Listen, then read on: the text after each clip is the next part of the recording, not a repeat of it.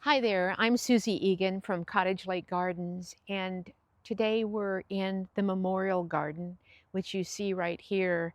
This was a garden that I created several years ago as a memorial to our neighbor George Hamling, who passed away, and we bought his property and incorporated it into the existing garden. So this is now in the central part of our display garden, and you can see our gardening angel here.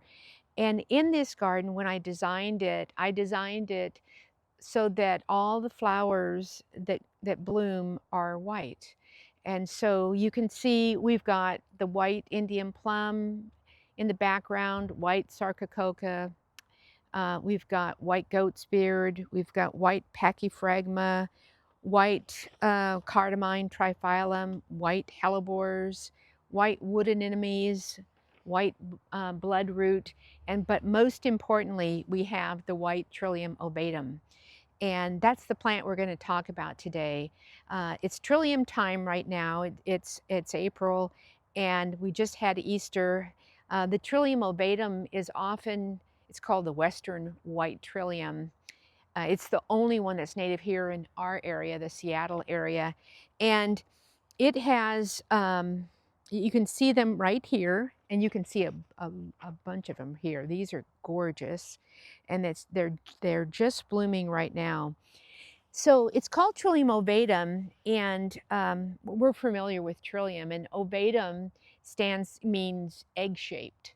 And so it's referring to the egg-shaped flower petal, actually, and you can see the yellow stamens. Uh, it's very similar to the Trillium grandiflorum, which is an eastern trillium, and most people cannot tell the difference.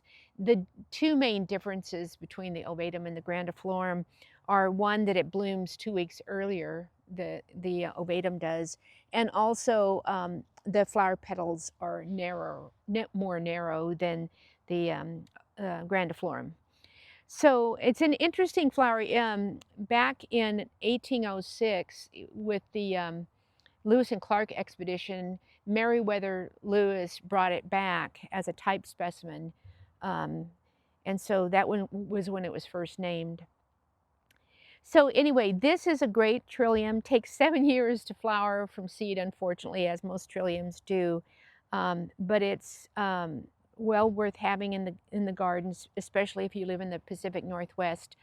And it is native all the way on the western North America, all the way from British Columbia down to Northern California.